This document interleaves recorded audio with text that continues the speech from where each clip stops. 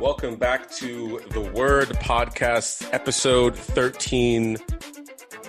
Lucky number 13? I guess that's probably not necessarily the mood right now. Here on the Word Podcast, James Mundia, joined by my esteemed colleague, Richard Bruce Abernathy. We're back for episode 13, sort of. More like episode 613. We just didn't record all the other ones. Yeah, the internet wasn't ready for that. They're still not ready for this. I always think about what it would, in a well-documented video world, if we had that when we started this show back in college. It'd be so great to go back and grab those tapes, or at least to have some of them. But and we could really go back through through history, as it were. But that's not the case. It would be good to go into the vault and relive some of those shows. But, hey, let's appreciate where we are here now. And it's good to have you back on the show this week. Glad you're on the mend and feeling better. Yeah, it's weird. It feels like I've been away for longer than a week. I was under the weather last week. I have to be honest, I haven't told very many people this, but the main reason why I was sort of like, I don't feel right. I was feeling very dehydrated and very antsy. I couldn't really sleep, and I was affecting my, just general demeanor. And so I told everybody at work, I was like, I don't think I'm going to be able to do this. And I realized a lot of it was because I kind of felt like the walls were kind of crashing in on me with everything that was going on in the world, watching protests, watching riots, etc., and feeling like very helpless. And so I don't know if that contributed to it. But it certainly, I needed a couple of days off, so I couldn't do the show. But I'm glad that you were able to have a program, have a broadcast here. And so that's something that, of course, we may have to do again in the future. And even if we do a show on Thursday, there may be other sort of supplemental episodes. I think that'd be really cool. But yeah, it's nice to be back. It is, again, I feel like we're saying this every week that we do the show, another weird week to be on Earth. We've been dealing with the fallout from the George Floyd situation. In Atlanta, we had another person that was killed by a police officer. There have been other acts of racial violence. It's starting to feel like this is just what is happening right now. It doesn't. I'm losing my grip on where I should stand. I don't know. I don't even know how to describe it. I don't know if I'm alone in that feeling. It just seems like, is this what normal life is now? Do we live in some sort of dystopian movie? I'm having a hard time grappling with that. Yeah, it does feel very Orwellian out there right now. And while there's a lot of focus, rightfully so, on some of the physical health issues with COVID and everything that's going on, sort of to your point of maintaining that mental health and that balance and trying to find some distraction or find something to kind of keep you from just being overwhelmed by everything. Because every single day something crazy happens or something terrible goes on. And I mean, that's not totally unprecedented. It feels like we've sort of been building to this for a while, and the last couple of years especially have been that way. I think part of that is just, we know about all this stuff now. And every time something terrible happens, there's 2 or 3 people with the cell phone out, and we just know about all these things, and it doesn't make it any less difficult.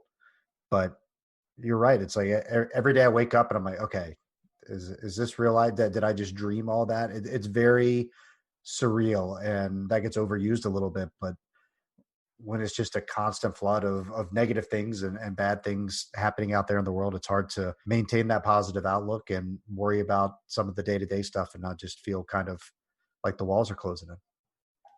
Yeah. Real uplifting start to the show this week. Yeah. Well, yeah, as we always say, we try to keep things positive. It's very fascinating to, on a strange note, and we'll get to this towards the end of the show, to have a good week, all things considered, on a personal level, and also recognize that outside it's all kind of gone crazy. And I know that there's actually a seminar on this at work tomorrow for Juneteenth, which we'll talk about later in the show. But there's a seminar about this, about the sort of how to cope with not being in a situation where you're dealing with this on a day-to-day basis, but you see it and you know it's there. That being said, we have to recognize what's going on right now. I'll tell you some anecdotes. Okay, this may be awkward, but some anecdotes from the past week that have been really interesting for me. Sort of as things were just kind of going crazy. First of all, I have a lot of friends in Atlanta, and Atlanta has been a hotbed for a lot of activity for what's going on right now. Not all of it seems to be very safe. I did see some footage of reporters getting shot with non-lethal bullets. There's one, I don't think she's from Atlanta. She's suing because she lost part of her eyesight and part of her eye, etc.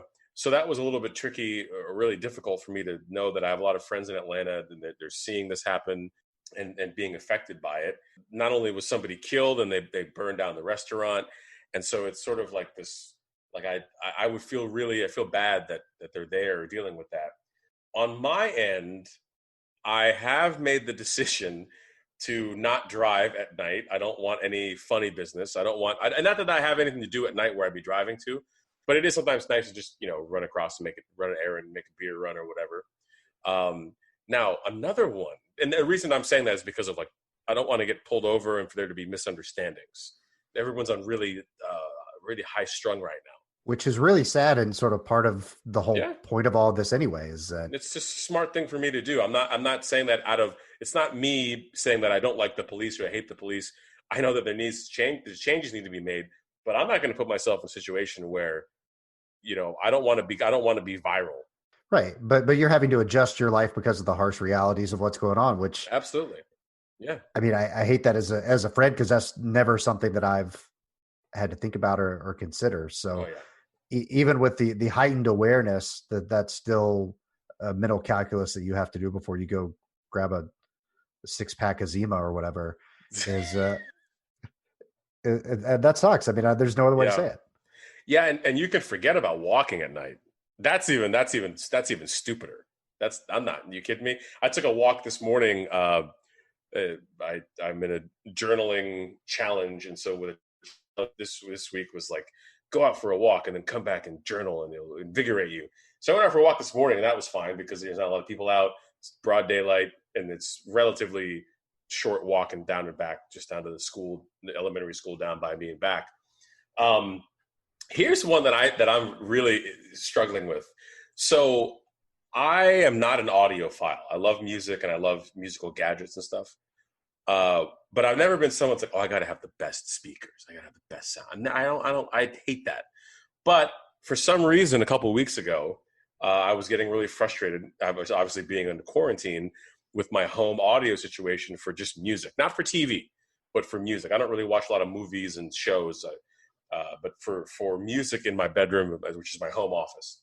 So I bought the Echo Studio. I don't know if you're aware of this product. It's sort of like the next level Amazon Echo. Okay. It's bigger. It has a subwoofer in it. And it has 3D sound. So it's supposed to adapt to the room surroundings so that you actually sort of get that surround sound experience. And it's just a little cylinder. It's like a little R2-D2 thing. And it is loud. I mean, it's the loudest thing that I've owned in terms of audio equipment, besides when I used to DJ and I had big PA speakers, for doing a wedding. This thing is loud. And so I was thinking to myself, I was like, well, my neighbors are all very loud. They will play music till 3:00 in the morning on a Tuesday, totally normal. And so I'm used to it by now. I've been here almost a year. They've been doing it every week since I've lived here. But then I started playing music really loud, and I was like, you know what? A lot of times when somebody's playing music very loud in an apartment building, sometimes somebody will call the police. So I was like, you know what? I had to wrestle with it. And the defense that I kind of fell back on was, I was like, you know what? That could happen, but no one's called the cops on the guy that lives above me because he's been doing it the whole time I've lived here. So, because I like loud music. I mean, that's just my thing. So That's just a little bit of a glimpse into some of the things that I've been dealing with. Again, I can get food ordered or delivered, and I don't have to put myself in those situations for the most part. But not everybody has that, uh, regardless of who you are, color, creed, etc. And I think this is a really fortunate time to be able to just stay away from that nonsense, whether it's because of personal health or, as we're seeing with interactions with the police, personal safety. So I don't know. I mean, I hate that that has to be a part of your daily life and things you Hmm. have to think about, and just simple things like going to the store, playing music, or taking a walk have to be something that have to be planned out, and you have to think about it, and you have to do the pros and cons and figure out. It's just, I'll just be honest, it's bullshit. But as the movement continues and the protests maybe aren't being covered as much as they were those first couple weeks, but Yeah. people are still out there in full force, and we're still seeing a great turnout in a bunch of cities, and there's a lot of momentum towards trying to promote some serious systemic and fundamental change. I was thinking a little this week. I mean, we've seen this cycle so many times before. Something happens, people get upset, people say that we're going to make some changes or we're going to fix it, and then nothing happens, or there's a minimal response ultimately. As we enter what, the third week, fourth week? I would call it the third week. Yeah. Yeah. Just looking down the line, what do we think is a reasonable expectation of some changes that we can see, or the level of satisfaction that people are going to have? Because the Senate committee obviously says, well, it's going to be the same as every time before, and nothing's really going to happen, and there'll be a task force or a panel, or we'll change the name of some stuff and then be like, all right, you guys good? All right, you're good. And that's clearly not enough. But I'm just curious where your head is at with all Hmm. this, and how optimistic or pessimistic you are that this movement is going to actually produce something that's going to make a difference. Yeah, I've been pondering on that a little bit, the last couple of weeks, because obviously, yeah, that we've seen this before. So the what will be necessary, and I can't predict what exactly is going to happen, but what will definitely be necessary in this scenario is you take action by, you're protesting, you're marching, you're advocating, even with your wallet. That makes a big difference. Yeah. So what has to happen then is, and this is the tricky part, but I think that because this movement, in an interesting way, has uh, kind of caught fire with younger people. Now, what you're going to start to see happening in, especially in some of these more educated, kind of like Silicon Valley type, MBA type cities, is you're going to start seeing people organizing businesses and nonprofit groups specifically targeted towards these causes. And the reason for that is, when you see the number of people, I mean, the pictures of the marches over the weekends have been unbelievable from across the world, not just here. So when you see that type of movement and you see that type of action, it's going to start. It's going to start encouraging people to say, hey, you know what? Like, I've wanted to get involved in this for a long time. Maybe I can just start with 5 or 10 of my friends, and we can just start doing. Maybe it's just we're just knocking on doors. Maybe we start up a program where we're educating people in the community about, okay, these are the ballot initiatives that could make a difference on, et cetera, et cetera. You're going to start seeing apps. You're going to start seeing websites. And I watched President Obama's town hall, a little bit of it. I caught like the wrong end of it because he was really more facilitating. He wasn't doing a lot of talking. But I watched his town hall a little bit. I think it was 2 weeks ago. He made a good point, is you're going to start seeing some people start running for office. They're going to start saying, well, geez, I mean, if that's what I have to do to make something happen, okay, maybe city council is where I'm going to go. And I think that if those things happen, then you can start to feel more optimistic about change coming forward. And it's not, yeah, because you're right. It's not good enough to just say, oh, Aunt Jemima, we're changing our logo. Oh, we're canceling Cops and Live PD, the TV shows. These types of, I wouldn't call them token measures. I would just call them, they're PR moves, right? But we need more than that. So sometimes we don't even know what's happening day to day. So you saw the situation, and again, I believe it was today or yesterday, all the days run together, where the officer who killed that man at the Wendy's parking lot in Atlanta, now he's been charged with, I think it's third-degree murder. And, these are things that we're going to be following. And people aren't going to forget this as easily because you're starting to see charges get filed. So I don't think that we should say, oh, this is a watershed moment for race relations and institutional changes when it comes to minorities in this country. But there's the potential there. So I'm not going to say that, oh, this is it. We're definitely going forward. Or, oh, it's millennials. They're going to forget about it in 2 weeks. I don't think so. I think that there's an opportunity there. Whether or not it's taken is sort of up in the air. And again, I'll talk about this later on in the show when we talk about some of the sports issues.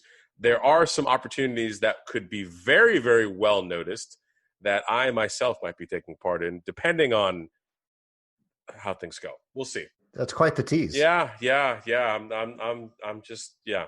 That's where I am. So that's my take on it. I think that there's opportunity. Maybe it's a little bit more visceral than other moments, which we thought. I mean, I remember thinking, that in the protests that happened in the past couple of years, that, oh wow, this is the moment where we're going to really and nothing. You're right, nothing came of it, or at least nothing substantial. So that's where I stand on that. Yeah, and I'm encouraged by this is the most widespread, and especially for the longest amount of time, that we've seen momentum towards these types of changes. I mean, obviously you had Ferguson, about 5-6 years ago, where that went on for a long time, but it was a pretty narrow scope, and it was really just there, and it was about what happened in their community. You didn't see it in all these different cities, and as you said, all these different countries. I mean, seeing some of the images over in Europe and all over the place where people are really getting behind this has been good to see. And it is important to remember, and I'm guilty of it a little too, that it's a marathon and it's not a sprint. This is not something that's going to happen. All right, well, it's, November, December, we got this thing figured out.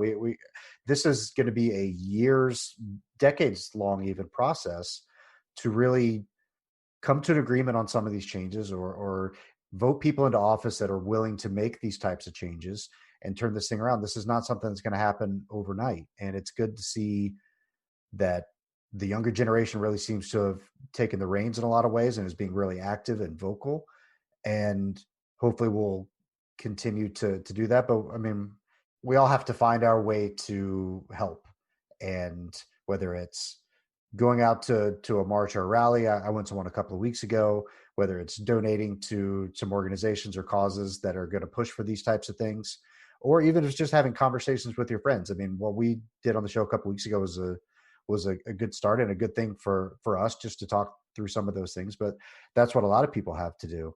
And I kind of want to continue that here because tomorrow is Juneteenth. Mm-hmm. And that's a phrase I've heard. It's something that I was vaguely aware of, but it's kind of astonishing to me that so many people know even less than I do. Mm-hmm. And aren't aware of what it is, when it is, what it's about. And we're finally starting to see, I know a couple of companies and sports organizations have declared it a holiday and mm-hmm. are going to start observing it moving forward. So for the uninitiated, and even for me, I don't have a full picture of it, give us a little breakdown of what Juneteenth is and what the purpose behind that day is. It's actually very fascinating. Just as an overview, it celebrates the arrival of Union troops in Galveston, Texas, to actually free the last slaves that existed. So it marked the official end of slavery, like from a logistical standpoint. This was like, they were like, no, this is for real. This doesn't exist anymore. Not only is the war over, but you don't own these people. And the reason why it's fascinating, from what you said earlier about how people don't know a lot about it, the reason why, and we talked about it in the green room, I was going to drop it on you, it's because it's extremely uncomfortable. And one of the reasons why it's uncomfortable is because it's not 700 years ago. And it's something that permeates the every day of race relations, whether you are aware of it or not, regardless of whether you're black or you're white or whatever. And so the reason why it's not something that's talked about often is because it is extremely uncomfortable. It's taking a lot of prominence this year because of the timing. And now, as you said, there are some corporations, mine included, where there are some, different things happening on that day. So I was going to talk about some of the details, but that's probably not appropriate for me. So, but I'll just say, like, my company, along with others, are starting to say, oh, okay, well, you know what? Given the timing, maybe we should take a second to figure out, hey, this is a big deal, and let's educate ourselves about it, and let's have conversations about it. So it stinks that it had to take a lot of really awful things to happen, and that are still happening. We don't have enough time to go over everything on this show. That's been happening just in the past month when it comes to race relations. So, but the reason why it's sort of been suppressed is because it's a very awkward thing to live in the same country together and to have this date where it's, the military had to come and say, okay, yeah, these people, those humans over there, they're not property anymore. And we're not kidding. Like, this is it. And that's a very awkward thing. Now, what's unfortunate, and this is where, if I had the energy, which I don't anymore, with Trump when he decided to schedule his rally on June 19th and eventually moved it. And in Tulsa, of all places. The worst domestic racial incident in terms of violence against blacks in the country's history. That doesn't get taught in schools. Yes. I think most people's introduction to that was the first episode of Watchmen. And even then, they probably had to read the AV Club review to know what the hell was going on. Look, I'm guilty of that too. I mean, I took AP US history and I took history classes in college. And if it was taught, I mean, not that I remember everything, but honest, I watched Watchmen. And after that episode, I had to Google to see if that was something real or if that was something that they just did in the show. It's not purposeful ignorance. It's not like I was avoiding it or denying it in any way. It goes to show how some of these attitudes and some of the ways that we think about these things and process these things go back to what we're taught and what we learned during our formative years and what is in the history books. It's really important. And we always hear the saying that those who don't learn from history are doomed to repeat it. Well, if you don't even teach it, how the hell are you going to learn from it? Well, it's because it's very, again, it's uncomfortable. It's barbaric. It's and I mean, it's very fascinating. Again, I haven't watched Watchmen. I'm not interested because I'm still really actually processing the graphic novel, but you should watch it. It was really, really good. And I heard it was good. And there's been some articles in the last couple of weeks and things that I've read where, it's very prescient, especially in this time, considering everything that's going on. Right. So I'm not going to push it on you. We're not going to have another Good Place situation. But should you decide to go down that road, I think this would be a very interesting time to watch that show. Yeah. But yeah, I was surprised to hear that they did that. But it makes sense because in the graphic novel, they make similar choices when it comes to history, maybe not as explicit. And I'm trying to not be spoilery because that kind of, it would ruin the graphic novel for those that haven't read it. It's really good.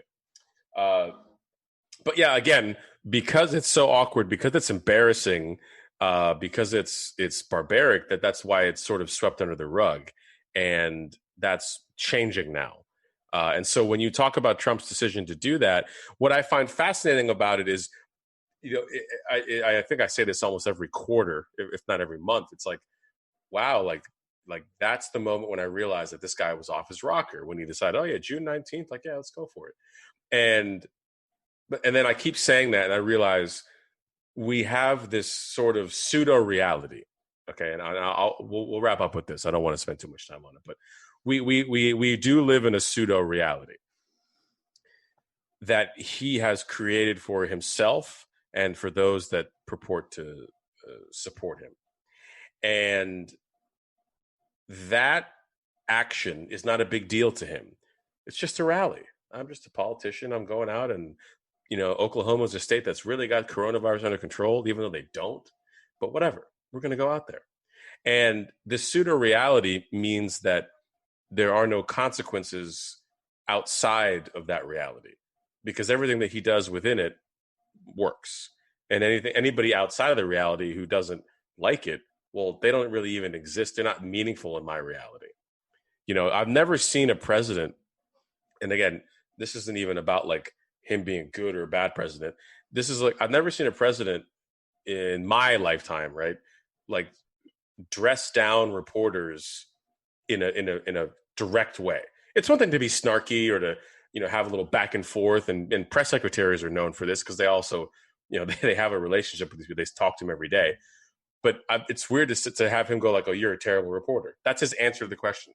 What do you say to this? Well, I say that you're a terrible reporter. It's like that, but in your pseudo reality, that is the best response, because in my pseudo reality, him being a terrible reporter means that I don't owe him any respect. In my pseudo reality, June 19th doesn't mean anything to me or anybody associated with me, not because of the race, but because in my reality, I do what I want. And that's that's really how I've been processing how he's been acting, especially in the last couple of months. It's like we're clearly not dealing with political calculations. It's just this bubble world, and not all of it is on him. In terms of he lives in a bubble by people around him who are trying to stay within that bubble and stay within that cushy world.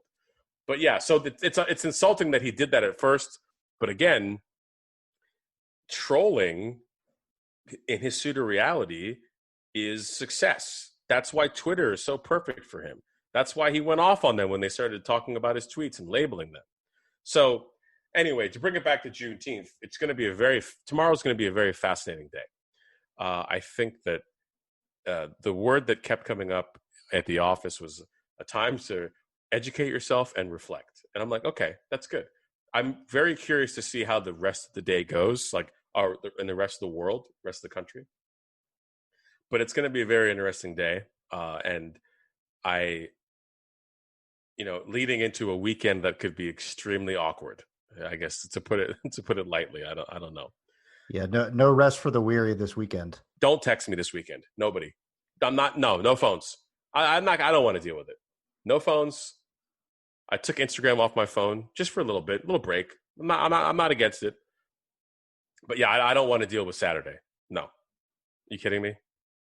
Yeah, I'm going to try to just avoid it as much as I can, although I'm sure I'll crack and hop back on and get my outrage fixed. But it's such an unhealthy thing to do. And I've tried to do less and less of it. And you and I have talked about this on the show, off the show of, I think your phrase is I'm on a news diet, and I might have to go full news fast this weekend. It's actually funny, because if he had it on Friday when he wanted to, it actually would have been easier to sort of be like, by Sunday, you're sort of like, But the fact that it's happening on a Saturday, probably afternoon, it is the weekend. So really, I don't know. I don't think this was planned. Maybe it was. But so now you're going to go into Monday, and Monday news outlets, it's going to just be that. Because if it was Friday, Friday maybe it still would have been because it's the president and it's on June 19th. But I'm telling you, yeah, I'm taking active steps, because I wish that it wasn't so like it's kind of hard to get out now with everything going on. But it'd be a great weekend to work on my car and just take it somewhere, empty garage, parking lot, and just bury myself in underneath the engine bay. Because let me tell you, this is the beginning of the election season, my friend.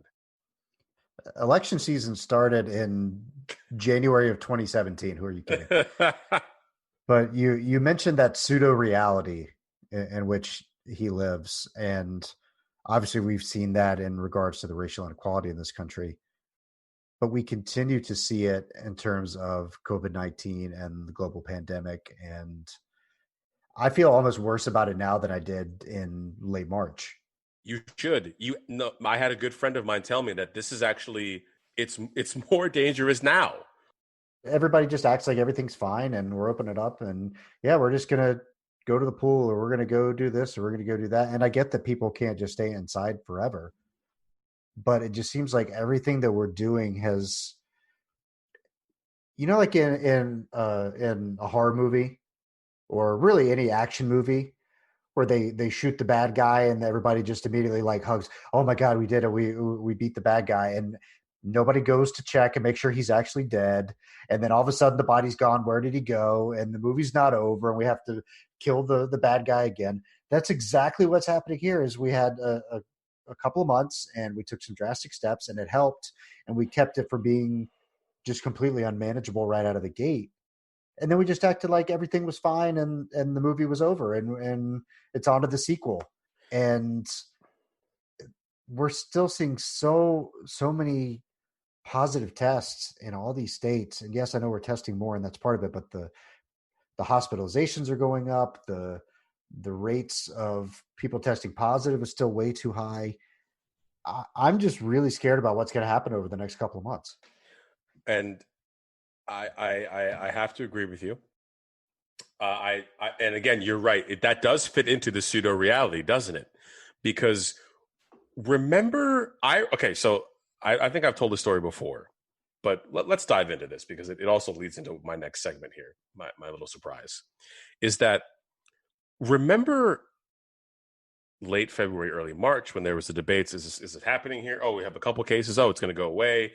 All over the place, not just the president. I mean, everybody was sort of like, is this real? What's going on? And I remember at my workplace, and hopefully this isn't divulging too much, but I live in Dallas, and I don't know a lot of people in Dallas, but I do have one close guy friend, and we sort of like bar buddies, and he was talking to me, and he was like, "Yeah, dude, this thing isn't that serious. What are you talking about?"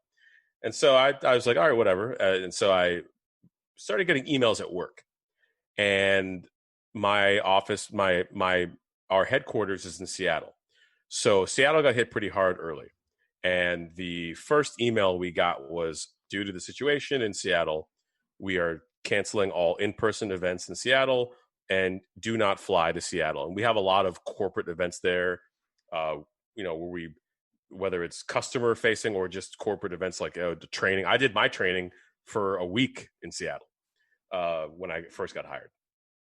Then we got another email a couple days later, or a week later. They're like, are these 8 to 10 major cities, Boston, Chicago, Philadelphia, we are suspending all non-essential business travel to those places. Do not travel to those places.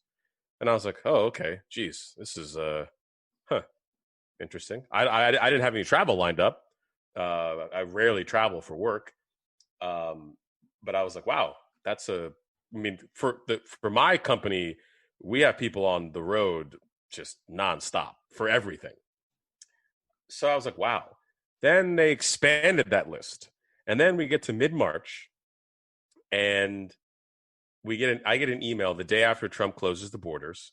And the email says, everybody that can work from home, go work from home starting now and indefinitely. And then we're going to plan for a couple weeks, but we'll see. And I remember when that happened thinking, this is very serious.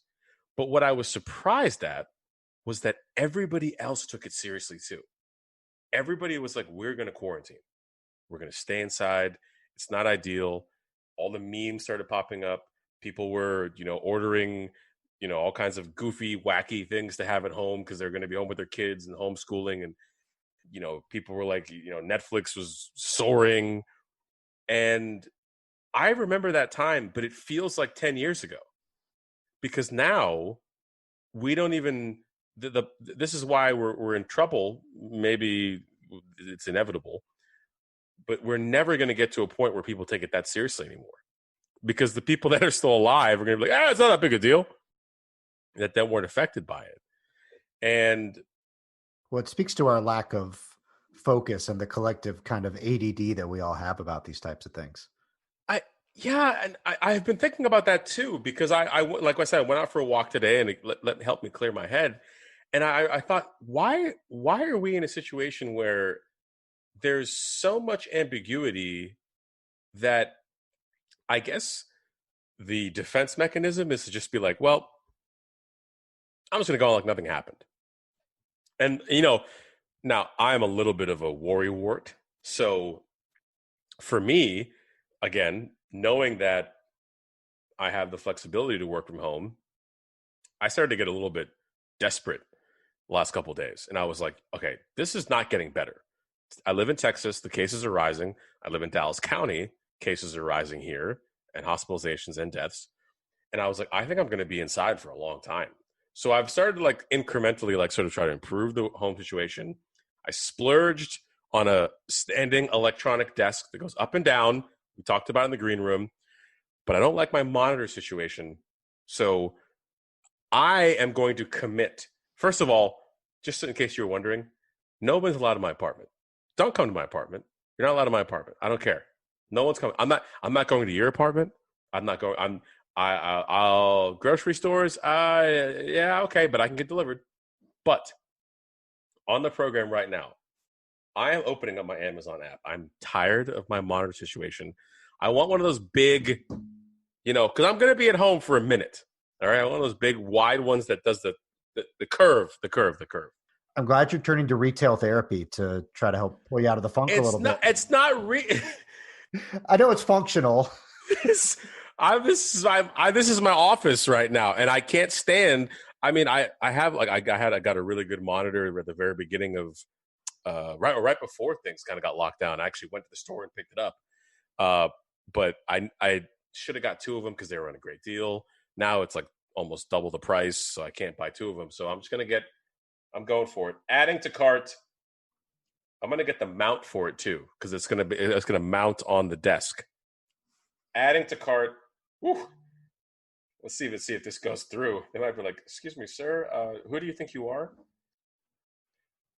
Okay. Can you confirm the last four numbers on your card, please, sir? I love that. Every time I travel out of town, I take a taxi, and they're like, "Nope, didn't go through." I'm like, "Oh yeah, I'm in a different city." All right, proceeding to check out. Oh God, this is really happening. No, I'm doing this. Look, because I'm committed. I'm not going back into the office to at least October, per corporate guidelines. But I think it's going to be beyond that. There's a new projection that came out saying that I guess it's CDC. It was CDC that by July 11th that we'll have 135,000 dead. We have 118,000 now. That's less than a month away. This is crazy, dude. I mean, come on. I felt pretty early on this year that this was a serious thing and was worried about what was going to happen. But my expectation, just because it's the only thing I really had to compare it to, was the H1N1 scare. What was that, 6-7 years ago now at this point? Maybe a little longer. So I was like, okay, I remember like that was a serious thing and people had to be aware and you had to reduce some risk and you had to kind of be on the lookout. But it seemed like one of those things that might be manageable, especially if we took some big precautions early. And even when the shutdown first happened, I was like, all right, we're going to be shut down through like May, mid-June, and then things will kind of be okay, at least for a little while. Like we're not going to get back to full normal and we're still going to have to make some concessions and we're going to have to do some things differently. But at least we'll be in a decent spot to kind of contain and control this. And that's just completely out the window. No. And somebody made a good point to me the other day. They said, look, there might never be a vaccine. Mm-hmm. We've seen some promising developments and we're moving forward with some trials over the summer. But best case scenario, even if those work and are effective, it's going to be years before everybody can get one that wants one. And if it doesn't work or it's not totally effective or it's like the flu vaccine and there's, it continues to mutate or there's different strands of it that respond well to it or don't, we're all just kind of assuming that, okay, well, we've always just been able to figure this shit out, so we're going to do it again. And for the first time, I've really started to think that that's not a given. And I'm not trying to be pessimistic. I'm trying to be realistic here we all just sort of thought, all right, we'll shut down. We'll give it a little while. Things will be good. And I just don't think that we can make that assumption anymore. No, you can't. I think that doing the assuming that it's just going to go away, it's just going to fade away. It's in the fall, it'll be like a miracle. that is naive, but it's now also dangerous. And that brings us to another thing that you and I talked about in the green room, this whole idea of what preventative measures you can take if we are not going to be able to say, oh, well, we haven't beat it all the way, but what can we do to return back to normal? And even those things are completely contentious. As Andrew Cuomo said today, I watched a little bit of his interview with Anderson Cooper and Sanjay Gupta on CNN. They were doing a town hall before you and I jumped on the air. And he said, yeah, masks were contentious. I got beat up for mandating masks. But you're starting to see that that is now becoming a hot button issue. Wearing and I don't a mask. understand it. I don't get it. I understand it completely. I totally get it. Of course. What don't you get about it? I mean, I get people not wanting to wear them. Like, it's not ideal. It's not fun. It feels unnatural. Yeah. But it seems like a pretty minimal thing to ask people to do. It's like wearing a seatbelt, which a lot of people still don't do. And I just don't understand this being a hill that so many people are willing to die on, figuratively and potentially literally. Yeah. Well, I think it's there's an image. I need to find this. I actually see if I can grab my notepad, but the pen's all the way over there. Never mind. I need to write this down and remember it. There was a one of those like 1 minute and now this clips on like Twitter or on Reddit. And it was covering the reopening protests. And this time they happened to be in Ohio. And there was this woman, I'll never forget her. Because they led with her. And maybe she had a microphone or a bullhorn. It was a rally. And she was just like, open Ohio now.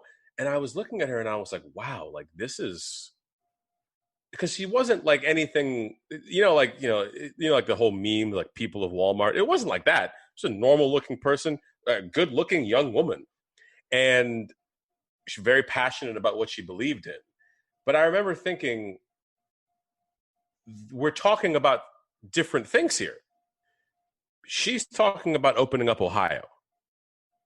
You and I are talking about, at least at a high level, how we can prevent, another or more of an outbreak. It's already out there.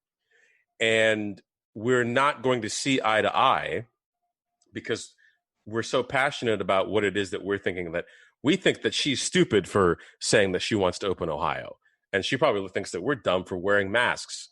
Right. And so they go together. Like I understand and even understood at the time. I mean, we talked about the reopen protest on the show, and I didn't agree with the way people were going about doing some of that. And it seemed like it was a little too soon, but I at least understood that instinct and that desire to be able to go back to work or go do the things you want or need to do.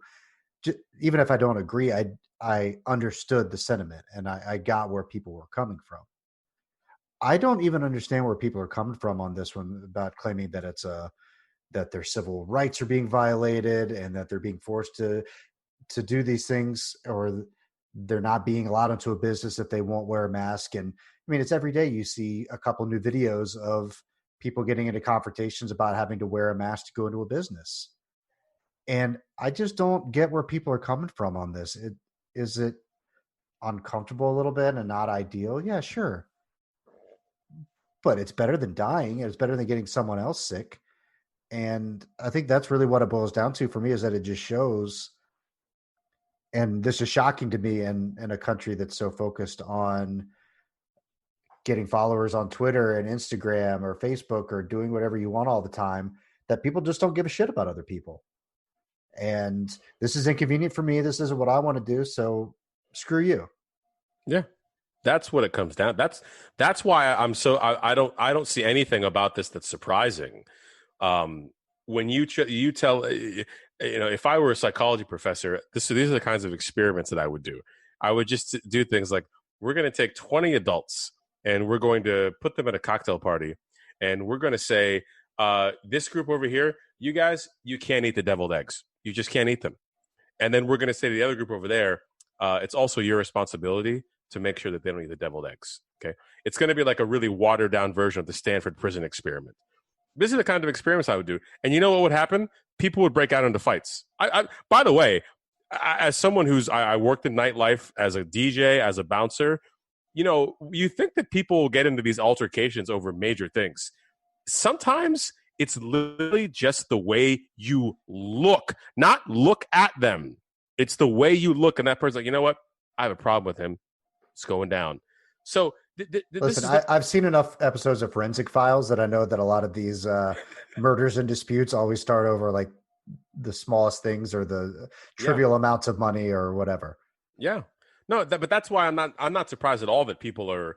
I'm actually, and I'll be dead honest with you. So, for as an example, I messed up my meal prep settings, so I was like out of food today, like that was prepared. And I was like, I don't want to cook, so I did a Chipotle pickup order, and I was actually surprised. First of all, the Chipotle is open now. It's like you can sit inside. I'm like, well, who wants to do that?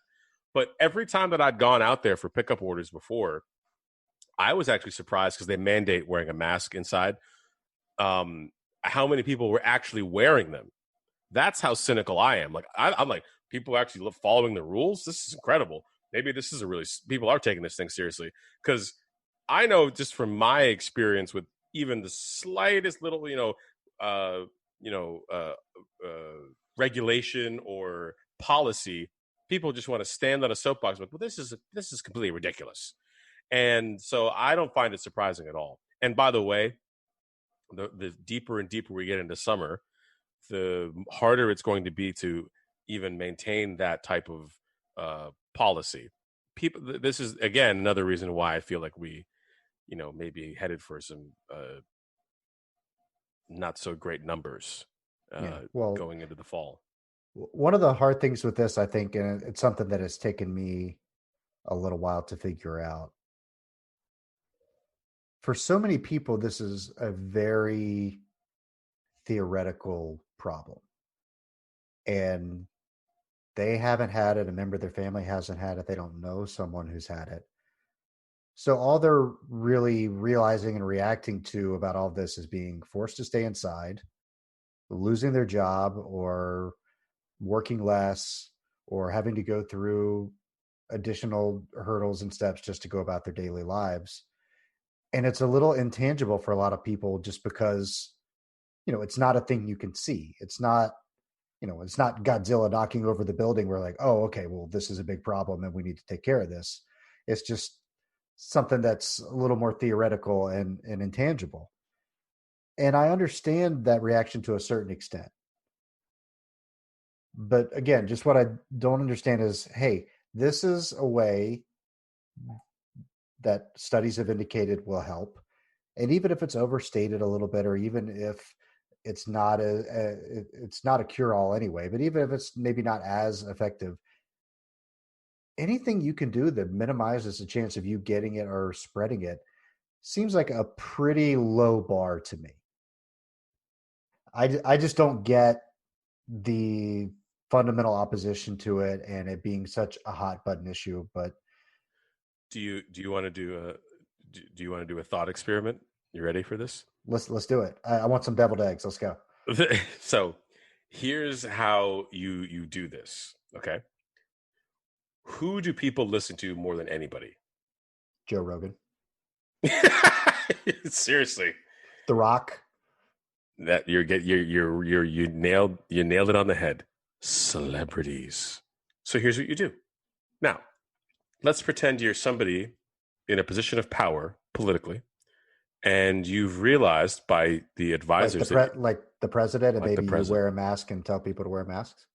But still, remember, a lot of people are still good. They're going to take that and say, "Oh, I don't like that guy anyway," or whatever. But that would be a big step. I agree with you. You talked about it in the green room. You definitely convinced me. Now, that's one step. But then you take a president who, in normal circumstances, is at least respected by a large number of the Hollywood elite. Not necessarily the case in this instance. But that, it's sort of it's typically like a very cool thing to see, like, oh, the president hanging out with Wayne Gretzky or hanging out with The Rock or whatever, right? Those are the kind of things that I think really helped out Obama in his campaign, is that the celebrities treated him like he was the rock star, right? And it's like, no, you're Lady Gaga, you're the rock star. But everybody was like, this guy is just amazing, right? They were in love with him. The At cult least, personality. yes. So in better circumstances, maybe you have somebody who has that sort of ability to say, "Hey, let me shoot a commercial with The Rock or with Beyonce or whatever, with Joe Rogan." I don't know. And what you do is you go on a very, very subtle shaming campaign. Has to be subtle. You take the idea of not wearing a mask. So what you do with your celebrity friends is you don't judge people and you don't talk down to them. You make it funny. Nick Saban did this on a Twitter video very early in the pandemic about social distancing and how we need to stay at home. And again, the power of that is that's not something you hear him talking about very much, but that's why it works. Because when Nick Saban comes out of his shell, he's either coaching or he's doing Allstate commercials. That was kind of like weird, but it worked because it's so strange. You do a subtle shaming campaign. Beyonce's wearing a mask. Why aren't you? Game over. Case closed. Hey, who's that guy? Ed Sheeran's wearing a mask. What's wrong with you? This is very, very easy. People want to get the acceptance of celebrities. But if you notice, not only was there not a centralized message around whether we should wear them or not, there wasn't any leadership by example. Pence had to be forced to wear one because everybody else at that first site visit he did, I think it was at a manufacturing plant or someone that was making tests. They made him wear one. They were like, no, dude, if you're going to be in here, you have to wear a mask. It's a medical facility or something along those lines. Yeah. But Trump didn't when he went to that one in Maine, and then they had to throw everything out they made while he was there because he wouldn't wear a mask. And he was touching the swabs too. And it was just like, you contaminated them, dude. But again, this is but because of the pseudo reality, we can sweep it under the rug. Because if I never said that masks were important, then they're not important.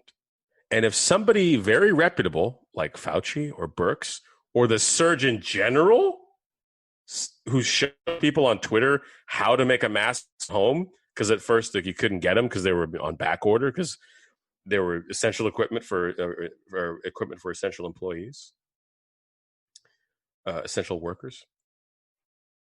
When those three people are advising that we should do it and you're still not, then my pseudo reality as the president, it stays intact.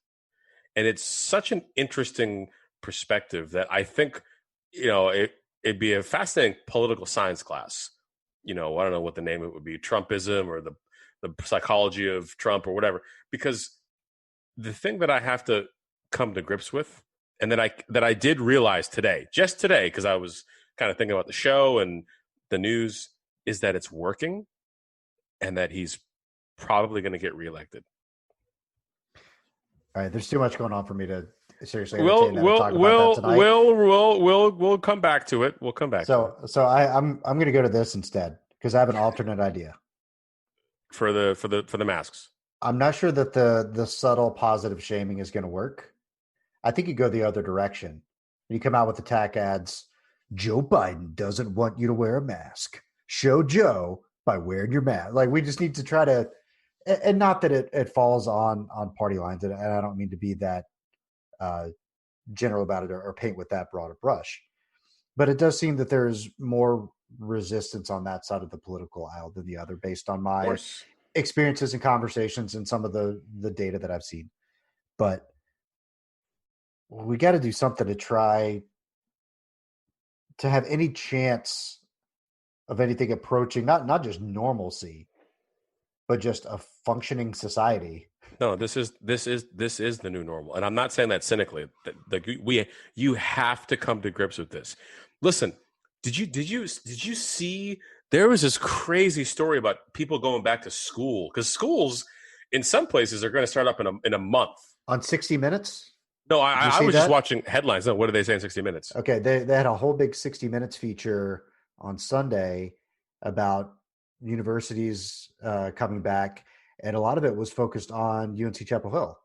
And they talked to the chancellor, and they talked to one of the epidemiologists and like the student body president, and talked about some of the things that they were putting in place and requiring masks in classrooms and cutting down. And a good friend of mine is actually a professor at UNC, so he and I have talked about it a little bit. But even within the feature, they were asking about how they were going to minimize the risk or keep people safe, and they basically said, "Look, we're going to do what we can do, but people are going to go places and people are going to do things, and we just have to accept the fact that we're going to have cases. There's no way that we can sit here and say we're not going to have cases."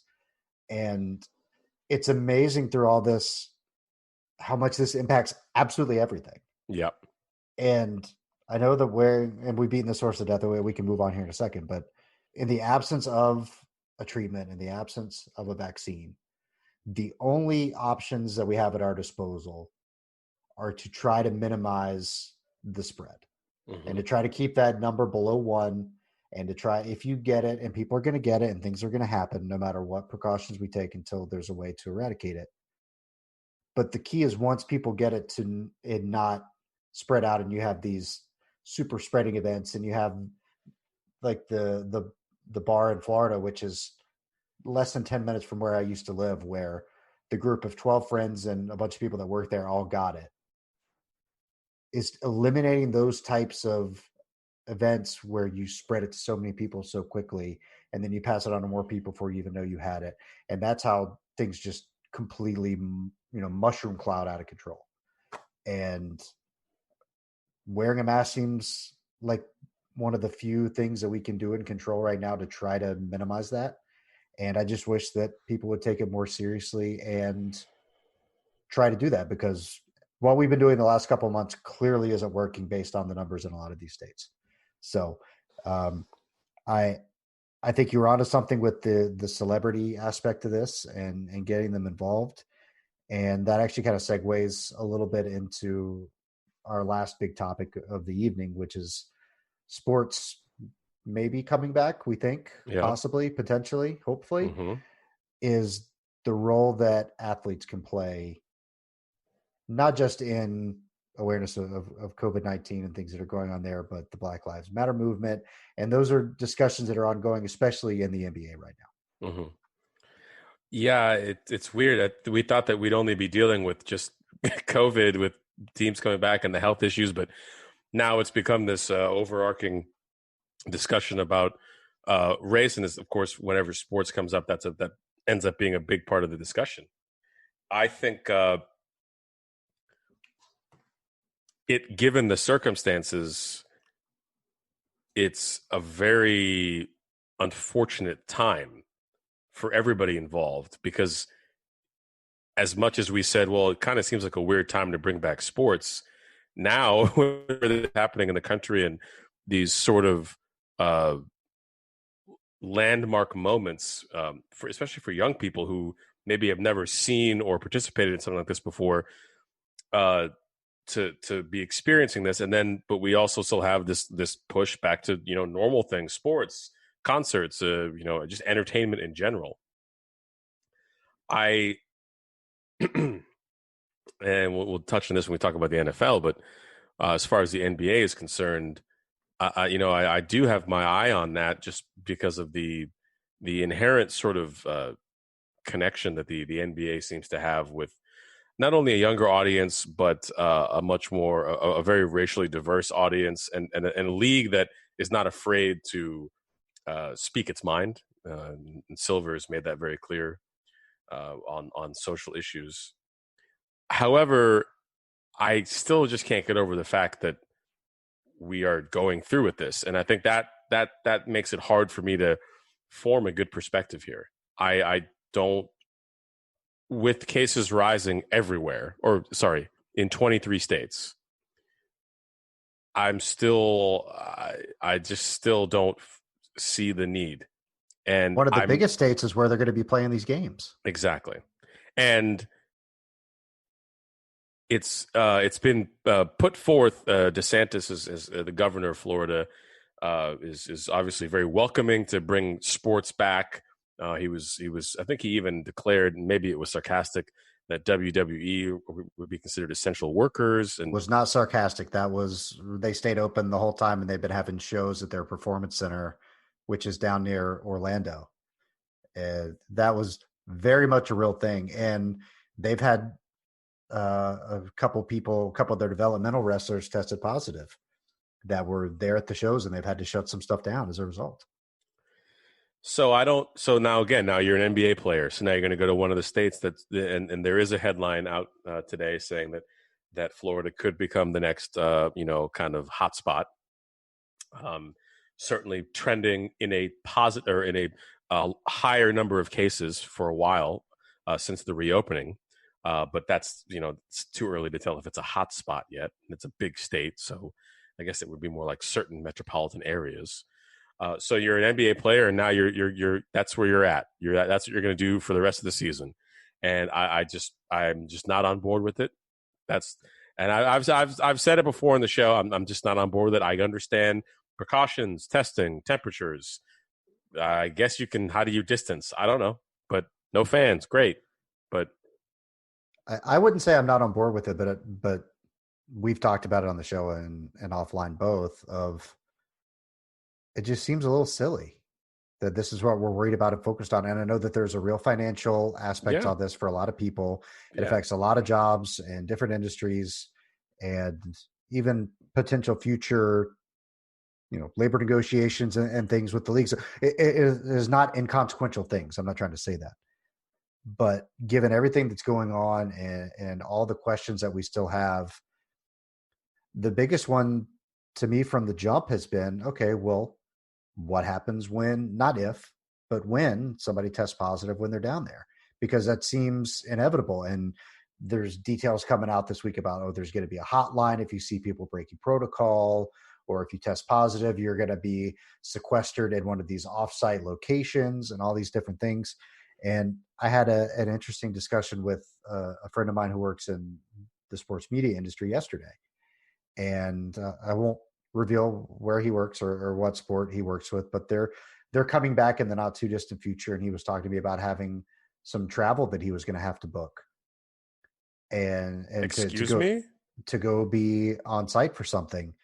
And his big question, and something that we talked about, is, okay, well, what happens if I get out to this place and I test positive, or somebody on my team tests positive?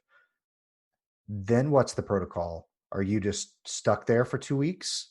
What happens if you're staying in a hotel and you test positive? Can you go back to the hotel? Where are you going to stay? What are you going to do? There's just so many questions, and there's so many logistical challenges. In addition to just figuring out, okay, if this works, how are we going to do it? The more important question to me, and I feel like it hasn't been talked about enough, is, okay, when something goes wrong, what happens? And maybe at the micro level, the NBA can have contingency plans, but does your friends? Well, got a frog in my throat. So at a micro level, the NBA may have contingency plans in place, sort of like, all right, yeah, player test positive. Okay, so we have a sequestered medical team that will transport him non-contact to a location that hotels we booked, and he can stay for 2 weeks and make sure that he's taken care of. We worked it out with the Players Association so that, people aren't just getting left out, like, okay, you got to go home because you tested positive. So great. But for instance, your friend that works in sports media, what they don't have that. No, I mean, the league's not going to cover them. Maybe their organization they work for might, or I don't know what he does or who he works for, or who they. But that's the thing to me that I find so. It's one thing. Look, you have to think on your feet in all situations. We all travel for work occasionally, some more than others. I had a situation where I was in Chicago, and I didn't know in February, which feels again like years ago, where it was one of those terrible situations where it's like the second that you get on the plane, it's supposed to really start coming down, and it was like snow and ice. So I actually ended up thinking well, do I even want to go to the airport? I know how this goes. It's Chicago in February. So you have to think on your feet. And I had flexibility. but that's normal, right? But not for like a life-threatening disease. Like I was just Right. thinking about like I might have spent an extra night in Chicago and work from my hotel room the next day until I take a flight home at night and tell my boss, yeah, I'm working from home today, or working remotely because I got stuck in Chicago. And they actually have like other little, insurance plans or whatever. But yeah, what are you going to do? And then by the way, you're talking about major sports leagues. That brings in a lot of people, even in a stripped down version. A lot of people are going to be there, personnel for the teams, management for the teams. What you can tell them that they got to stay 6 feet apart. I just come on, man. It's just there's optimism, and then there's like I've been seeing with the bars around and restaurants around me that have been closing. There's optimism, and then there's arrogance. That's extremely well said. And it does feel like that's the point that we've gotten to of, all right, it's not going to affect me. I'm going to be fine. What I do doesn't matter. I need to go live my life. And I understand some of those feelings to a certain extent, but to just compound that with unnecessary risk and our priorities are just so out of whack. Not that we didn't know that anyway, but it's been a little frustrating to see. And I want the NBA back as much as just about anybody. And if it's back and games are on, I'm not going to act like I'm not going to watch. Mm-hmm. But the whole exercise just seems like it's one of futility. And I know we need a distraction, and it would be nice to have sports back. It would be nice to have something to watch, and then give people a reason to stay at home inside, and rather than going out to these places if there's stuff like that going on. But it just feels like we've got our priorities way out of order here. While I like to think that things will go well for the NBA or baseball or football or whatever, I mean, we're already seeing a bunch of athletes in other sports testing positive, and those just that we know about. Exactly. It's and again, I'm on board with you. We can't say, oh, nope, shut it down. We're done forever. We're done for 2 years. But I guess from the outside looking in, it does seem a little bit silly. Like I said, the reason why I'm feeling a lot less guilty or spendthrifty about some of my like home office and preparations. And by the way, I did make that order a couple of minutes ago, and yeah, so it's going to be like a ramen buffet at my apartment for a couple of months here. But When does my monitor get here? I know you got one for me too. you I thought you already had the gangster one. Oh, I should have. Marcus, can we return? Can we add on to that order? Actually, no. I'm just going to take Marcus's. He got one. Yeah, he's never in the office, so you can just take his. Yeah, I've got a couple monitors here, but one's starting to die on me. I've got like a line where the pixels are out, and it comes and goes. It's fading. Nope. See, I would curl in a ball in the corner of my room if that. I one of the email newsletters I'm on, a gentleman named Daniel Meisler writes about technology, society, and culture. Really, really interesting guy on Twitter at Daniel Meisler. He says that there are things you invest in, and he said audio and monitors. And when he first wrote that, I was like, it seems a little bougie. And then now that I'm forced to use my home monitors every day for everything, and I mean, one of them is really nice. And then I was able to snag a couple from work because they were like, if you need an extra monitor, you can grab one from the office. Just, go in when, well, no one's in the office, but they were like, just be cautious about it. And that was helpful for this transition period. But no, now I need the full enchilada, whole enchilada. But yeah, that's the thing is we.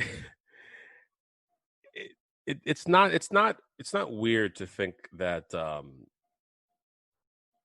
go back on what we were talking about before I started flexing on everybody. It's not weird to think that this is a little unorthodox. It does kind of demonstrate where people's priorities are, but it also demonstrates to me something greater. What it demonstrates to me is that, like, for instance, I am fine with sports not being around. there's a lot of reasons for that. But it's also because I'm fortunate to be in a situation where I feel like I can hang. I can deal with this. It's a little weird, sometimes a little lonely, or at least a little like boring. But for some people, that's not the case.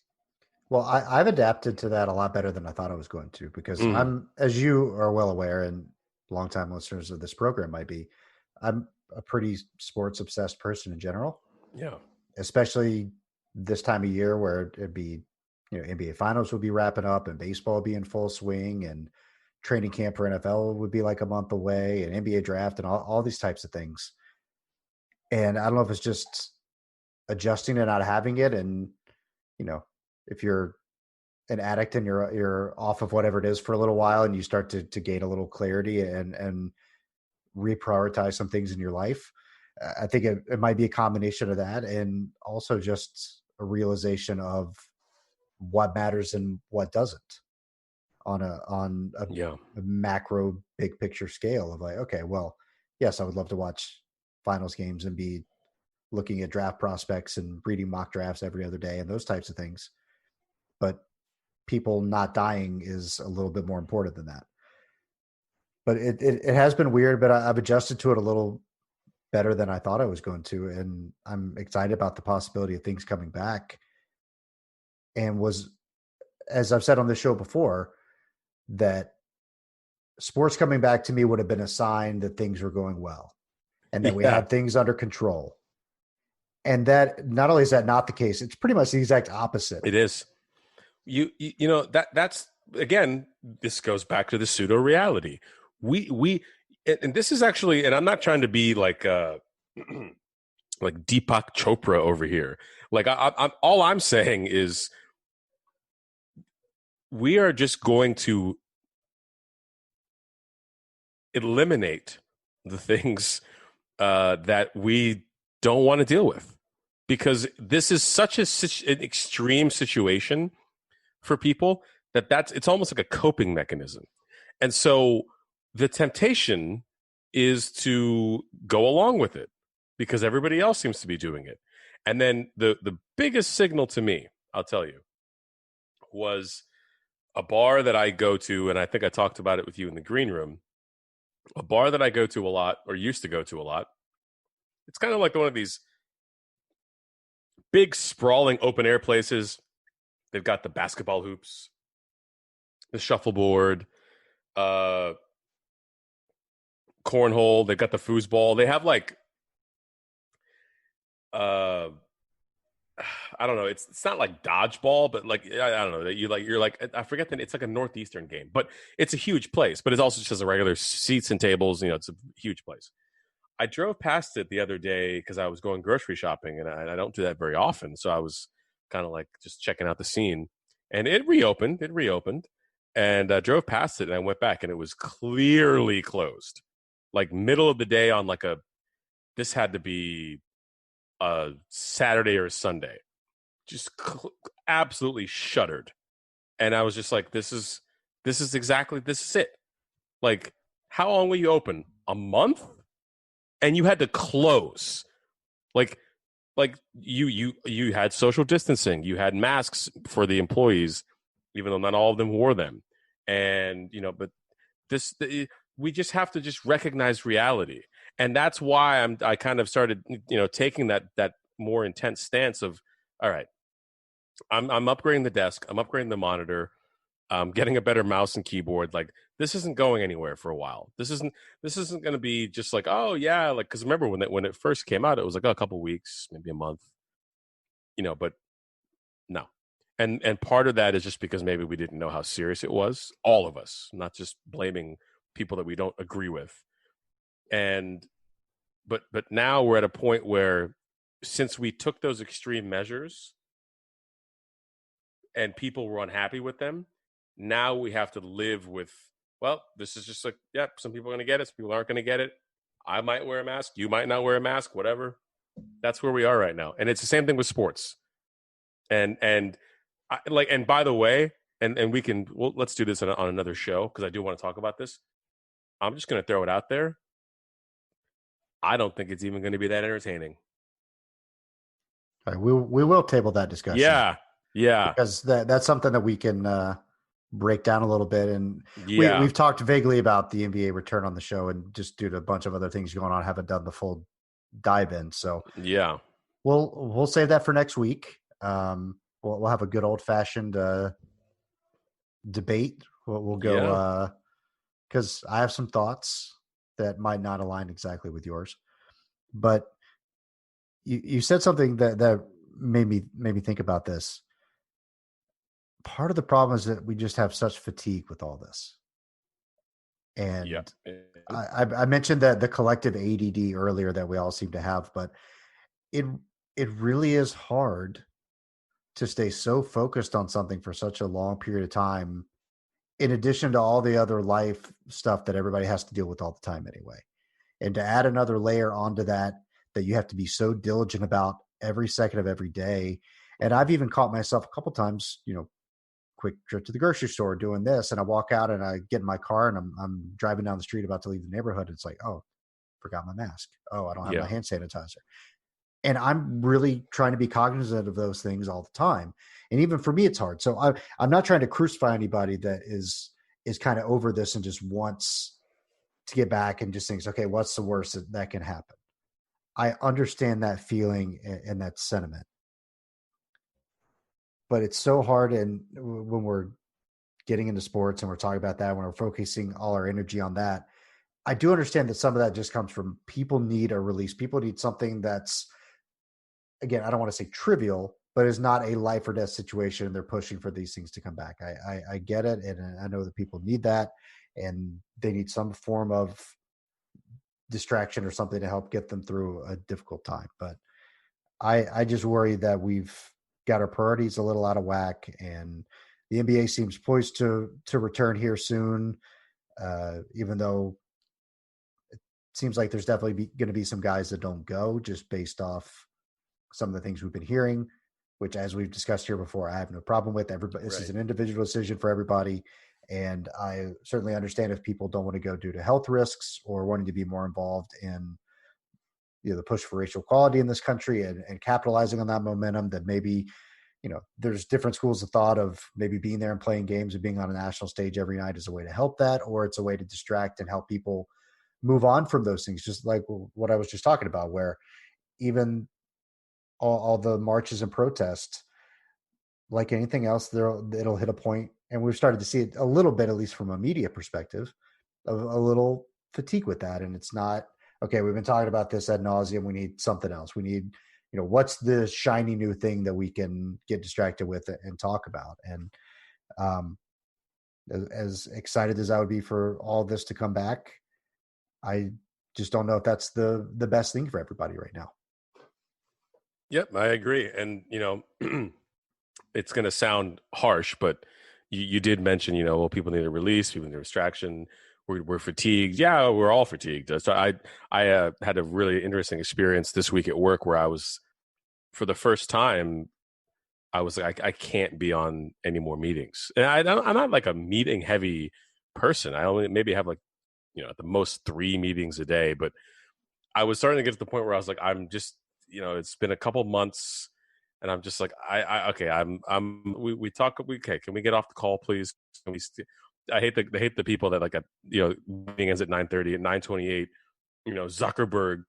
Zuckerberg Jr.'s got this great idea for a new thing. I'm like, this is the time you bring it up with 2 minutes left, and now people have places to go, and you want to like you expend, like, no, this is not the time. Take it offline. Send me an email. I don't know. I'm sorry. Uh, and so I get it, but at the same time, that's your problem. It's my problem. We have to deal with it, and if we don't deal with it, there are consequences. That's the bottom line. And maybe it's an easy situation for me. No kids, no pets, no girlfriend or wife or spouse living with me. So I can make decisions throughout the day based on what I want to do for the most part. But again, you have to deal with it. And I thought March 14th, when I got that email saying go home, I thought, and when everybody went home and I turned the news on for like 2 weeks straight, and everybody was staying home, and celebrities were doing their shows from home. I was like, oh wow, we're doing this, and I was like, maybe we can do this. But like you said, yeah, we got fatigued, and it wasn't just a fatigue thing. We actually were allowed to go back out into the world with certain precautions. Some followed them, some didn't. And so now to say, okay, well, but on top of that, yeah, you got to wear a mask, or we're only going to let like 6 people in. I saw that at a restaurant I went to a few it's like 2 months ago. It's very interesting. I kind of got dragged out, and they were like, "Well, you can't have a party more than this, and the tables are spaced out." So for a lot of people, that's still an inconvenience. I mean, I don't know. And so the bottom line is that is something that you have to deal with. The world does not revolve around you, and which is hard for a lot of us to reconcile. And I get that. It's hard for everybody to deal with, right? Because we're so used to just I include myself in that. Yeah. And so, but at the same time, this is a moment to zoom out, as I like to say, or my mentor likes to say, I stole it from him, and address that within yourself.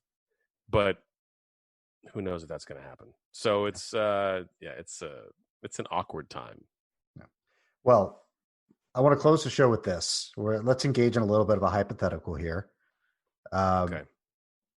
Let's just assume, for sake of argument, that the NFL season does happen, and that by hook or by crook, there's a way to make this thing happen, and things proceed. We were texting about this a little bit the other day, and I don't know exactly what you're going to say here, but you seem to have an interesting take on the football season, and I don't know how closely this aligns with what we've been talking about the last few minutes. No, sort of. But let's just say the NFL season happens. It's week 1. Where's your head at? What are you doing? What's your response or reaction to that? Laughter.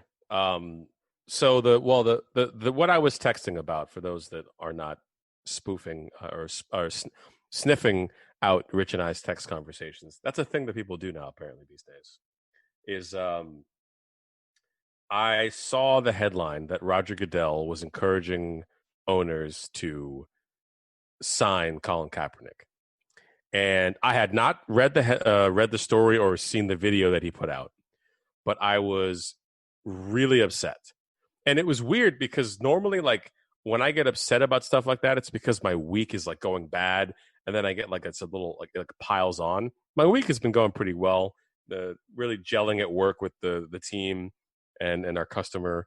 So I was sort of like, I don't know why I was getting so fired up, but I texted Rich and I was like, I'm done with Goodell. I'm going off on him on the show, and if he's a commissioner, I'm not watching the league next year. I mean, this is real text, and I texted him today, and I was like, well, my position is softened, and here's why. So I'll tell you why, Rich, and those that are listening. My initial anger was that when Colin Kaepernick was kneeling regarding social justice, regarding equal rights, let me say equal rights, Goodell was pretty blasé. When Trump attacked Kaepernick and other players, Goodell didn't. I don't recall there being a response or anything noteworthy. And now that all this unrest is happening in a very extreme way around the country, for me to read that headline, I got really pissed because I'm like, oh, so now all of a sudden you want to help out Colin Kaepernick, and I got really, really upset, and I said I'm going to boycott the season. So the reason why I softened up a little bit is I actually got a chance to read about it, read his remarks. He has a video that's out. It's on Twitter, and it's put out by the NFL Twitter, which to me is very important. And he explicitly says that they were wrong for not supporting him initially. Now, this is a very, very big move. And the reason why it's a big move, and we've already seen Trump reacting, saying that he's going to not watch the league if they do that. Great. That is exactly what I wanted from Goodell initially, is to say, we're okay with that, Mr. President. we're going to support our athletes who support those causes, and we as a league are going to support those causes, even if it's in name only. Even if we're just saying we support that, not just financially. Maybe they don't even have to do it financially. That means a lot. Now, Roger Goodell is someone that a lot of people don't like. I'm not someone who knows a lot about the ins and outs of what makes a good NFL commissioner. So I've never been someone that's like, oh, Goodell's the worst. I've never been on that because I didn't know. But this initially made me angry. And then when they made it an official statement, we as the NFL were wrong because we didn't support you. That's not to say that the NFL has any responsibility to back certain issues, but for you to basically ostracize a guy and make it okay for him to get booted from the league, not because of how good or bad he was as a player, but because of what he stood for. Or didn't stand for. Yeah, exactly. That really pissed me off. So for them to come back and say we were wrong, that's a big moment in that league's history. And how about them taking the lead as a professional sports organization in the United States, at least, and saying, you know what, we support this. That's great. And we don't care if the president doesn't support this. Good. He didn't say that, but by putting out that statement, they knew that it was going to fire him up because Trump made a really big deal about it when it initially happened. I thought it was fascinating. I was like, this guy is out of his mind. So if it's week one, my laughter is going to be at the fact that we're even doing this with no fans. And I don't even know, like, I don't want to hear what a football field sounds like. It's not a very pleasant place. Yeah, it's probably not good for the game. Exactly. And you know what they're doing in Germany? They actually pump in crowd noise, not loudly, but they add a little bit in there. You still can hear the players talk or yell, but it's I don't know how you would do that in the NFL. But again, well, the Falcons and Vikings have already done it, so maybe we should ask them for some help. Wait, is that confirmed? Yeah, they've been punished in the past for piping in crowd noise to their stadium, and I know it happened to the Falcons a couple of years ago, and they lost a draft pick over it. Oh my gosh, Atlanta, dude, just the best football town in America. So well, you're to your Goodell point. I'm a little conflicted on some of that because on the one hand,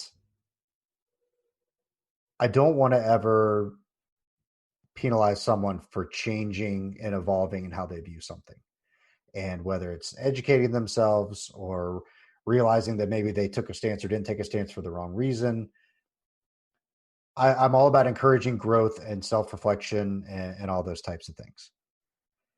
But my shit detector is still up a little bit on this because it does feel a little, I don't want to say token, but it does kind of feel like his hand was forced a little bit here. And even in some of the league response, some of that, I think the player video that came out with a bunch of marquee guys, OBJ and Jarvis Landry and Pat Mahomes and Saquon Barkley and a bunch of big name guys in the league that put out the Black Lives Matter video that was done in conjunction with some league employees that just kind of went rogue a little bit from what I understand in doing that video and getting it out on social media, that it kind of forced their hand a little bit.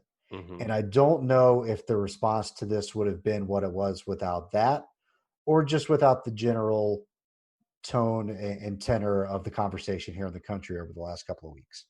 And again, I don't want to discourage people from changing their views, but it does make me question whether they're doing it for the right reasons or if they sort of got forced into this a little bit. And I guess progress is progress. Yeah. But I'm not as enthused about it just because it feels a little more political than a real change of heart. Yeah, no, that's fair. And so the great thing about this, and you talked earlier about what can we expect for change. Now, the great thing is this. Now Goodell is on video talking about we were wrong. We support this now. You better. Oh boy, we got the receipts now. Don't mess around. Don't mess around, Roger. I'm serious. Because look, we're just at the beginning of this thing. People think that it protests and riots. No. That's just the beginning. And I'm not talking about like worse violence or whatever. No, all I'm saying is people are going to want stuff to change. And, hey, Roger, let me just tell you right now, my dude, Raj, you think the Rooney Rule is good enough? I hate the Rooney Rule. I think it's the stupidest thing ever. I think it's insulting. I think it's insulting to black coaches. We got to interview you first. Oh yeah, just get him in there. Get the fuck out of here. No. Well, and even the recent proposed changes to the Rooney Rule. What did they propose now? That there would be a potentially additional draft pick compensation for teams that hire minority coaches and front office people. And a bunch of people came out against it and said, look, even if there are times where something is done with the best of intentions, but it's the wrong thing to do, which I think is a good way to describe that. Of, not only can we question the effectiveness of it, but B, if you have to essentially bribe people to do the right thing, then what are we doing here in the first place? Yep, that's what I mean. People are going to, no, don't, Roger, I'm watching you. Roger. You're on Twitter with the video wearing your little polo. I'm watching you, Roger. I'm serious. Cause I was done. And then I saw the video and I said, okay. But I'm with you. You're exactly right, Rich. Like what? Like, yeah, you better not. This better not be some ploy. Harvard or no, I think he went to Brown. He went to some Ivy League school. Don't be giving that. Don't be giving that. Roger, this is not a game. I mean, the football is a game, but this is not a game. It's a step in the right direction. Yes, progress is progress, but I'm interested to see how much of this continues to happen once the fervor has died down a little bit, and once it's not such a hot button issue that's on the front of everybody's minds. It's a lot easy. It's easy to put out the statements and to say certain things, and we're going to make changes, and we're going to look at these things, and even small things like this. Yes, it's a good thing. I'm not saying that it's not a good thing. Right. But it's not like, all right, racism solved. Way to go, everybody. Which it seems to be how these things have gone in the past. So color me skeptical, color me pessimistic.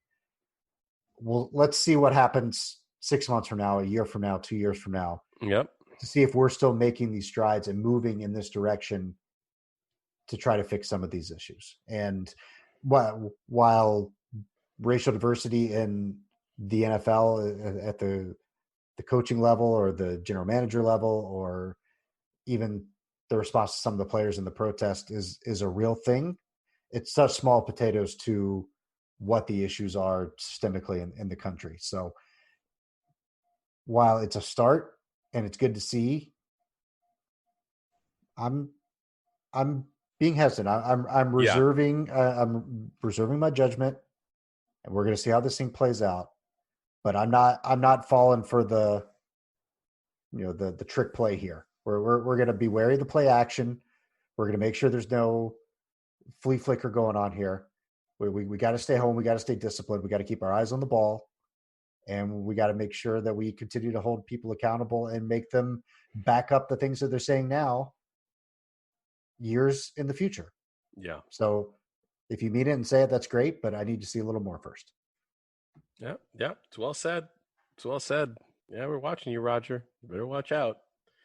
Well, no, I just wanted to get that off my chest. I mean, and I'm glad that I had some time to think about it before I went off all. So I was texting you on Tuesday. I was like, I'm done. I'm not watching this league. It's bullshit. We almost had an emergency podcast. You don't even know that. I was real close to flashing the bat signal in the air, and us just we're doing a live stream right now. I got to hear this. I was so upset. I'm glad I let you calm down a little bit. Yeah, thank you. You're a passionate guy. Yeah. You get a little heated, a little hot under the collar from time to time. Yeah, I was upset. I don't. Again, I was having like a great day, a great week, and I don't even know like where that came from. But I'm glad that I was able to think about things a little bit more, and it worked out, and I'm excited to see what happens. And the league is in a very unique position because of how much influence they have on day-to-day, week-to-week life when they're in season, to at least be aware of some of the issues. I don't think they need to be preaching to people, but again, you're a You need to league set the of example. yeah, and you're also a league of mostly black athletes, and the issues that affect black people affect them as well. They are it's like just because they're famous and rich and celebrities, it doesn't mean that they're not affected by the issues that affect everyday Joe Blow who happens to be African American. So I'm excited to see what happens. But yeah, we do need to keep our eyes on the prize and hold people accountable. So yeah, so I'm thank you for letting me get in the soapbox there. I really wanted to just air that out. But yeah, so I think and again, and we still haven't even gotten to discuss, and maybe that's for next week. What the NFL looks like if it comes back, because we are seeing situations where players are testing positive. We don't know what the logistics, because again, that is still a lot of travel. It's a lot of people. It's an insane amount of people that have to be moved from city to city. Yeah. I just Fauci had some comments today about the need for a bubble with that. So we can push that to next week too, and really dive into that as well. Okay. Interesting. It's like those videos, not to be lighthearted about a pandemic. So it's like those compilation videos or meme videos on TikTok or YouTube where you the disaster is coming. You can see it, but the people that are the subject of the video can't. So the example I saw a couple of days ago, and this actually happened to me when I was the first time I had sushi, was I was like, "What's this green stuff?" They're like, "Oh, dude, it's guacamole, dude. It's good. Just take a big bite. They get great guacamole here. And you take it in there, and your mouth's on fire." And that's what I see with the NBA. It's like, do you not see how risky this is? And like, I don't understand I understand what the push is to come back, but is it can we just call it, sometimes you got to call it a night or a season. Yeah, And sports is skateboarding down the handrail right now, and we know that the nut shot's coming. there you go. Even better example. There's so many of those online. I'm like, why does anybody skate anymore? Just seems like you're just got a death wish. So that's the thing. I don't know. Maybe there's elements to this that I don't know about. Oh, there obviously are, but at the surface level, or sorry, at 30,000 foot view, I'm saying this doesn't seem like a really good idea, because it's not like we have everything under control. I saw a great video from New Zealand who have zero coronavirus cases, according to them. And it was a rugby stadium packed to the gills, but they were able to do that because they know that they don't have any cases now. It's a smaller country. It's easier to contain things. Not as much tourism in and travel in and out of New Zealand as you would have for a country like us. And it is an island. Yeah. Or so series of islands, I guess. Right. So I just I think the NBA just they just feel like they just got to go for it. Maybe there's elements to it that we don't know about that are pressuring the reason why there's such a push towards it. Same with the MLB. The NFL is always going to they're going to play no matter what. That much I know. Listen, there's a simple answer, and Lester Freeman said it best on The Wire: follow the money. Well, and I'm okay with that, but it's like, what? Okay, so what? Like, again, like I talked about with the restaurants that are closing near me, you're in the bar you talked about where you used to live when you lived in Florida. It's like, what did you expect to happen? It's a global pandemic. Nobody can see it. You can't see someone and know that they're sick. You're right. And so you're going to open your doors up to everybody. Oh yeah, he took a temperature. Great. But you can still pass this thing along when you're asymptomatic. So yeah, it's not Walking Dead. You can't look and know someone's a zombie. Yeah, exactly. So again, I drove past that place a couple of days ago, and I was like, yep, yeah, that didn't take very long, did it? When did things start opening back up? May 15th in Texas, maybe. So a month, done. I think it was even sooner than that, really. In Texas, I don't know. We had like limited openings, but I don't know how long this place is open. But so all the days run together. A Yeah, I month feels know. like a year. It's Yeah. it's cliche to say, but it's true. Yeah. I was talking with someone the other day. She was like, "Oh, I didn't know if you were going to answer the phone because I know you." This was on Tuesday, by the way. She's like, "I didn't know if you were going to be on the phone because I know it's Thursday and you're doing your podcast." And I was like, uh, "It's Tuesday." So that's like a 2-day spread. That's pretty impressive. Like I'm usually like a day off because I'm just not paying attention. 2-day spread. I'm like, wow, you're up against it right now. Like that's wow. So Yeah, it's yeah. hard out there. It's weird, man. It's a weird time to be alive, and hopefully things get better. We'll see. I mean, I'm still optimistic overall, Yeah. but short term, I'm a little pessimistic about where things are trending. But Yeah. hey, I've been wrong once or twice before in my life, and maybe this is the third time. Wow, that would be breaking news. Something new on the headlines. Well, when we return next week, we do have a lot of sports to cover because there will be obviously further developments for the leagues that are proposing to come back. There is a report out there for the MLB that says that they are tentatively agreed to a 70-game season. Has not been confirmed. It's just a rumor that is circulating around there. Obviously, we've got news about the NBA as they inch closer and closer to reopening. And on top of that, we do need to discuss what is going to happen with America's game, the NFL. And so we'll spend an extended period of time on that next week because I think these are things that we need to discuss. There's some debates that obviously Richard and I need to have, which is nice. We haven't done that in a while.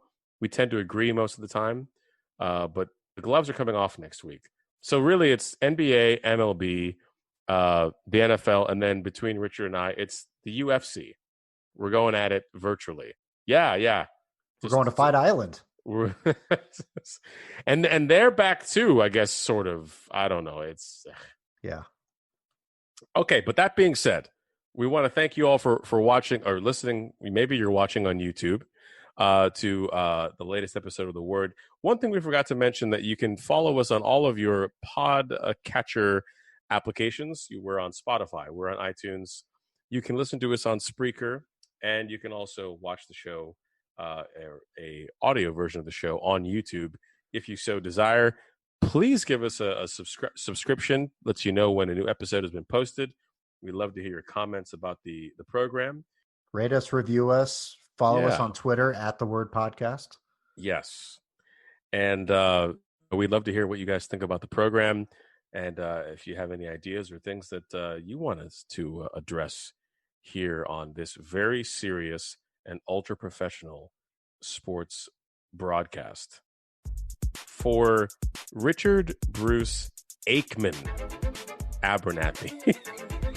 He is James Israel Samsung Mundia. Thank you for listening, everybody. We will see you next week.